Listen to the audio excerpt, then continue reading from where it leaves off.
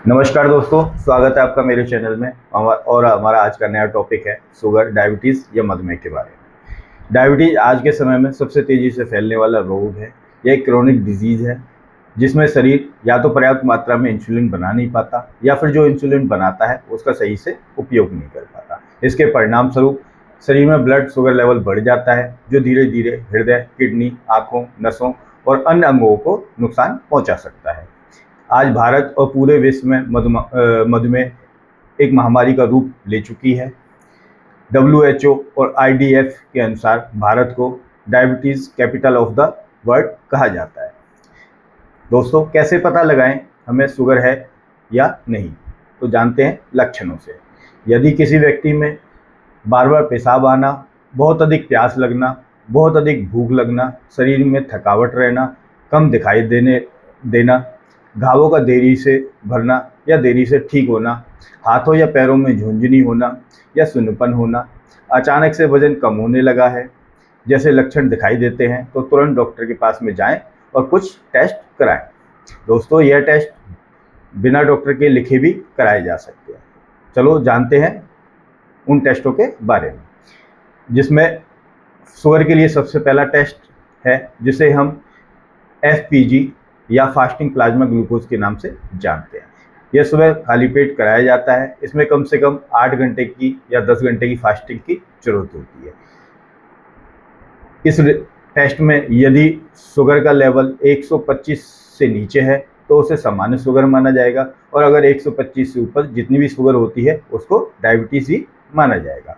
इसके बाद में दूसरा टेस्ट है जिसे हम PPBG टेस्ट कहते हैं, या फुल फॉर्म में बात करें पोस्ट प्रेंडियल प्लाज्मा ग्लूकोज कहते हैं। इसे खाने के 2 घंटे के बाद कभी भी कराया जा सकता है। अगर इसमें शुगर का लेवल 200 से नीचे हो तो उसे सामान्य शुगर माना जाएगा, और अगर 200 से ऊपर जितनी भी शुगर आएगी उसे डायबिटीज़ ही माना जाएगा। इसके बाद में तीसरा व अन्य टेस्ट है जिसे हम HbA1c के नाम से जानते हैं। यह टेस्ट पिछले 2 से 3 महीने की मरीज की शुगर बताता है। इसमें अगर शुगर का रेशो 6.5 से नीचे है तो उसे सामान्य शुगर माना जाएगा, और अगर 6.5 से ऊपर रेशो आता है तो वह डायबिटीज़ ही माना जाएगा। दोस्तों, अब हम आगे बात करेंगे आयुर्वेद में शुगर के बारे में क्या कहा गया है। क्या आयुर्वेदिक दवाइयों से शुगर ठीक हो जाती है या नहीं होती? तो चलो शुरू करते हैं आयुर्वेद और शुगर के बारे में विस्तार से। दोस्तों, आयुर्वेद के अनुसार शुगर या मधुमेह को प्रमेह रोग का एक भाग माना गया है। प्रमेह को 2 भागों में बांटा गया है, जिसमें पहला है प्रमेह और दूसरा है मधुमेह। पहले हम बात प्रमेह के बारे में करेंगे, जिसे सुजाक या गिनोरिया रोग कहा जाता है, जो कि एक यौन संक्रमण की बीमारी है जो गिनोरिया नामक जीवाणु के कारण होती है। यह योनि, गुदा या मुख मैथुन से फैलता है, जिसके कारण पुरुषों में पेशाब करते समय जलन होना, सफ़ेद पदार्थ निकलना, या कलर कोई भी हो सकता है, पीला हो सकता है, हरा हो सकता है, पदार्थ निकलता रहता है। जबकि महिलाओं में पेट में दर्द, योनि से संक्रमित पदार्थ निकलना, मासिक धर्म के बीच संक्रमित रक्त निकलना जैसे लक्षण पाए जाते हैं। दोस्तों, आगे हम बात करेंगे अपने मुख्य टॉपिक मधुमेह या शुगर के बारे में।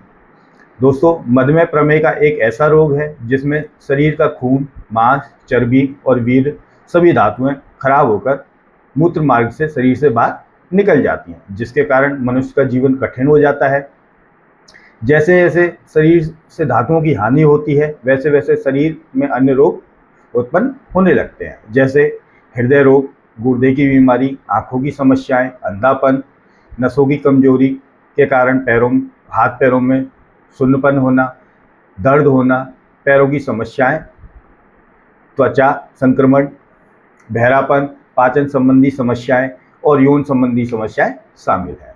इन जटिलताओं से बचने के लिए शुगर को नियंत्रित रखना और उचित जीवन शैली अपनाना बहुत जरूरी है। दोस्तों, आगे जानते हैं आयुर्वेद के अनुसार मधुमेह होने के कारणों के बारे में।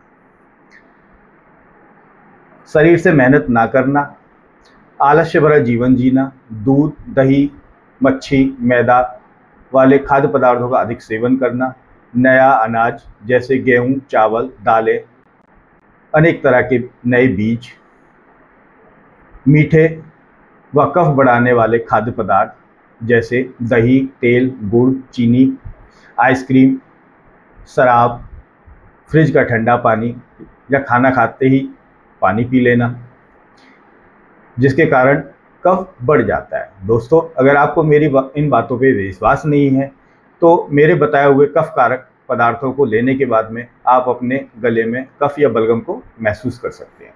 दोस्तों, मैं आपको एक बात और बताता हूँ कि पहले जब नई फसल होती थी तो हमारी घर की स्त्रियां उस अनाज या उस फसल को पानी से अच्छे से धोने व सुखाने के बाद में ही काम में लेती थी, या फिर अनाज कुछ पुराना हो जाता था या कहीं 6 महीने 1 साल पुराना हो जाता था तो उस अनाज को काम में लिया जाता था। पर आज की भागती दौड़ती ज़िंदगी में हम क्या खा रहे हैं हमें खुद नहीं पता, बस जो मिल रहा है बस खा रहे हैं। जब अनाज नया होता है तो उसमें गर्मी होती है और कुछ टॉक्सिन्स भी होते हैं जो पानी से धोने पर कम हो जाते हैं या ख़त्म हो जाते हैं। तो मेरी आपको यही राय है कि आप हमेशा घर में साबुत अनाज लाएं और उसे अच्छे से धोने व साफ़ करने के बाद में ही खाने में प्रयोग लें। दोस्तों, वैसे तो कारण बहुत हैं, पर हम उन पर इतनी डिटेल में ना जाकर अपने टॉपिक को आगे बढ़ाते हैं। दोस्तों, आगे जानते हैं आयुर्वेद के अनुसार मधुमेह होने से पहले शरीर में दिखने वाले लक्षणों के बारे में जानते हैं। जिसे भी मधुमेह होने वाला होता है, पहले उसके दांतों, गले, जीभ, तालू में मैल जमता है, हाथ पैरों में जलन होती है, शरीर में चिकनापन आता है, मुंह में मीठापन होता है या कहें मुंह मीठा रहने लगता है, प्यास बहुत अधिक लगती है और नाखून भी तेजी से बढ़ते हैं। दोस्तों, आगे जानते हैं आयुर्वेद के अनुसार मधुमेह कितने प्रकार का होता है। दोस्तों, वैसे तो यह बहुत बड़ा टॉपिक है, इसके ऊपर बुकें लिखी हुई हैं, लेकिन हम उसमें इतनी डिटेल में ना जाकर इसे शॉर्ट में समझने का प्रयास करेंगे। शुगर या मधुमेह के आयुर्वेद में दिए हुए प्रकारों के बारे में जानते हैं। आयुर्वेद के अनुसार शुगर या मधुमेह को 3 भागों में बांटा गया है, जिसे हम कफज मधुमेह, पित्तज मधुमेह या वातज मधुमेह के नाम से जानते हैं। जिसमें पहले हम बात करेंगे कफज प्रमेह या मधुमेह के बारे में। आयुर्वेद के अनुसार यह 10 प्रकार का होता है। जब कफ दोष असंतुलित हो जाता है, जिसके कारण शरीर की चर्बी और मांस दूषित हो जाते हैं और परिणाम कफज मधुमेह होता है। दोस्तों, कफज प्रमेह या मधुमेह में रोगी को खाना अच्छे से नहीं पचता, नींद कम आती है और ठंडे रोग आते जाते रहते हैं। रोगी आलसी होता है, शरीर का वजन कम खाने के बाद भी बढ़ता रहता है, जिसके कारण अर्थराइटिस, गठिया, थायराइड जैसी अन्य बीमारियां भी हो जाती हैं। दोस्तों, कफज प्रमेह या मधुमेह के रोगी के लक्षणों में पेशाब सफ़ेद, साफ, मीठा, ठंडा, बदबू रहित, पानी जैसा, कुछ कम गाढ़ा व चिकना होता है और आयुर्वेद के अनुसार कफज मधुमेह को ठीक किया जा सकता है। इसमें रोगी को कफ दोष को शांत करने वाली दवाएं देकर ठीक किया जाता है। दोस्तों, आगे चर्चा करते हैं पित्तज प्रमेह या मधुमेह के बारे में। आयुर्वेद के अनुसार यह 6 प्रकार का होता है।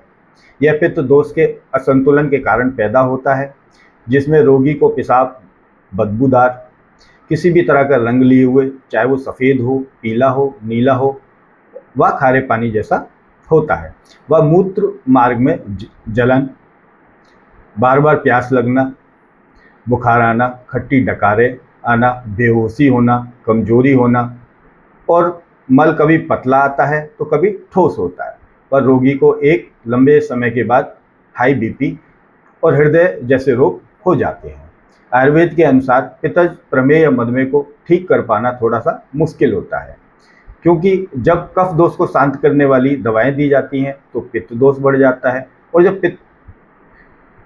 पित्त दोष को शांत करने वाली दवाएं दी जाती हैं तो कफ दोष बढ़ जाता है। तो उस स्थिति में तीनों दोषों को शांत करने वाली दवाएं ही दी जाती हैं। दोस्तों, आगे हम बात करेंगे वातज प्रमेह या मधुमेह के बारे में। आयुर्वेद के अनुसार यह 4 प्रकार का होता है। वातज प्रमेह शरीर की सभी धातुओं के खराब होने से होता है। इसमें रोगी को पेशाब तेलीय या कहें वसा और प्रोटीन मिला होता है। रोगी को पेट में भारीपन, छाती में दर्द, हृदय की अनियमित गति, नींद न आना, तनाव, चिंता, शरीर का अकड़ना व गले के रोग होने की अधिक संभावना होती है। दोस्तों, वातज प्रमेय जिसमें शरीर की सभी धातुएं मूत्र मार्ग से निकलती रहती हैं, जिसके कारण रोगी कमजोर होता चला जाता है और उसे ठीक कर पाना मुश्किल होता है। इसीलिए वातज प्रमेय या मधुमेह को आयुर्वेद में असाध्य रोग माना गया है। दोस्तों, अभी तक हमने बात की आयुर्वेद में प्रमेह या मधुमेह के बारे में, जिसमें मधुमेह के प्रकारों, लक्षणों और उसे ठीक किया जा सकता है या नहीं के बारे में। अब हम आगे बात करेंगे आयुर्वेद में दी जाने वाली मेडिसिनों के बारे में। तो चलो बढ़ाते हैं अपने टॉपिक को। मधुमेह के लिए दी जाने वाली कुछ क्लासिकल मेडिसिन हैं, जिसमें पहली है निशा अम्ल की चूर्ण। यह हल्दी और आंवला से बनता है। इसके लाभों के बारे में बात करें तो यह ब्लड शुगर को कंट्रोल करता है, एंटीऑक्सीडेंट होता है, किडनी और आंखों के लिए लाभकारी होता है। इसके बाद में आयुर्वेदिक अन्य औषधि है, जिसे हम त्रिफला चूर्ण के नाम से सभी जानते हैं। यह हर बहेड़ा आंवला को मिलाकर बनाया जाता है। इसे आयुर्वेद में प्रथम रसायन कहा गया है। इसके लाभों के बारे में बात करें तो यह पाचन को सुधारता है, वजन को नियंत्रित करता है और शरीर से टॉक्सिन्स को बाहर निकालता है। इसके बाद में आयुर्वेदिक की अन्य औषधि है, जिसे हम त्रिकटु चूर्ण के नाम से जानते हैं। यह चूर्ण काली मिर्च, पीपली, सौंठ को मिलाकर बनाया जाता है। इसके लाभों के बारे में बात करें तो यह पाचन अग्नि को तेज करता है, मेटाबॉलिज्म को सुधारता है। इसे सहायक औषधि के रूप में दिया जाता है। इसके बाद में आयुर्वेदिक की चौथी व अन्य औषधि है, जिसे हम गुड़मार के नाम से जानते हैं। गुड़मार को क्लासिकल ग्रंथों में मधुनाशिनी यानी शुगर डेस्ट्रॉय कहा गया है। यह मीठे की क्रेविंग को कम करता है और ब्लड शुगर को नियंत्रित करता है। इसके बाद में आयुर्वेदिक पांचवी व अन्य औषधि है, जिसे हम जामुन की गुठली के नाम से जानते हैं।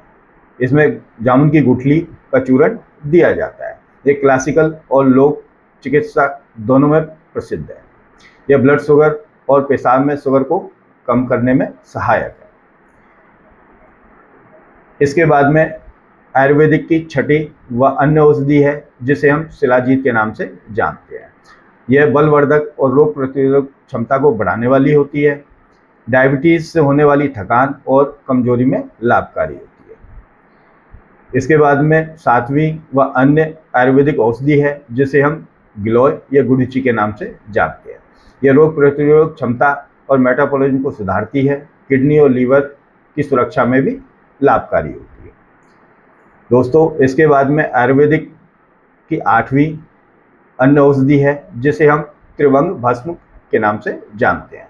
यह एक आयुर्वेदिक धातु भस्म है, जो 3 धातुओं से बनी होती है, जिसमें भंग, नाग, यशद या कहें जिंक मौजूद होती है। यशद भस्म पैनक्रियाज की बीटा कोशिकाओं को उत्तेजित करता है। इससे इंसुलिन का उत्पादन और स्राव बढ़ता है। यह शरीर में कार्बोहाइड्रेट के पाचन और अवशोषण की गति को धीमा करती है। भोजन के बाद अचानक शुगर बढ़ने से भी रोकती है। दोस्तों, इसके बाद में आयुर्वेदिक की 9वीं व अन्य औषधि है, जिसे हम वसंत कुसुमाकर रस के नाम से जानते हैं।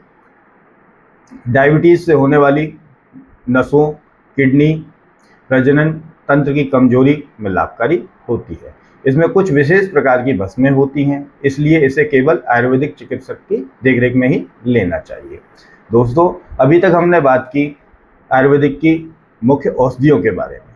अब हम आगे बात करेंगे आयुर्वेदिक की शुगर के लिए सहायक औषधियों के बारे में, जिसमें पहली है चंद्रप्रभावटी। चंद्रप्रभावटी को बार बार पेशाब आने और मूत्र संबंधी समस्याओं के लिए दिया जाता है। उसके बाद में अन्य सहायक मेडिसिन है या फिर कहें औषधि है, वो है विजयसार। यह पैनक्रियाज को उत्तेजित करके इंसुलिन का स्राव बढ़ाती है, आंतों से ग्लूकोज के अवशोषण को धीमा करती है और भोजन के बाद अचानक शुगर बढ़ने से भी रोकती है। इसके बाद में अन्य सहायक औषधि है, जिसे हम सभी जानते हैं। वह एक सब्जी है, उसका नाम है करेला। यह एक प्रसिद्ध औषधीय सब्जी है। करेला लीवर में ग्लूकोज के अत्यधिक निर्माण को रोकता है। भोजन के बाद करेला ग्लूकोज अवशोषण को धीमा करता है, जिससे अचानक शुगर नहीं बढ़ती। दोस्तों, आयुर्वेदिक दवाएं तो बहुत हैं जो शुगर को कंट्रोल करने में सहायक होती हैं, लेकिन कोई भी दवा आप स्वयं ना लें। यह वीडियो आपकी जानकारी के लिए है, ना कि इलाज के लिए। आपको मेरा वीडियो कैसा लगा, इसके बारे में कृपया हमें कमेंट बॉक्स में या हमारे दिए हुए नंबर पर ज़रूर बताएं। अगर आपने मेरे चैनल को अभी तक सब्सक्राइब नहीं किया है तो प्लीज़ उसे सब्सक्राइब करें, जिससे कि हमारी आगे आने वाली नई वीडियोज़ आपको समय पे मिल सके। दोस्तों, आपने हमारा पूरा वीडियो देखा, उसके लिए आपको दिल से धन्यवाद। नमस्कार।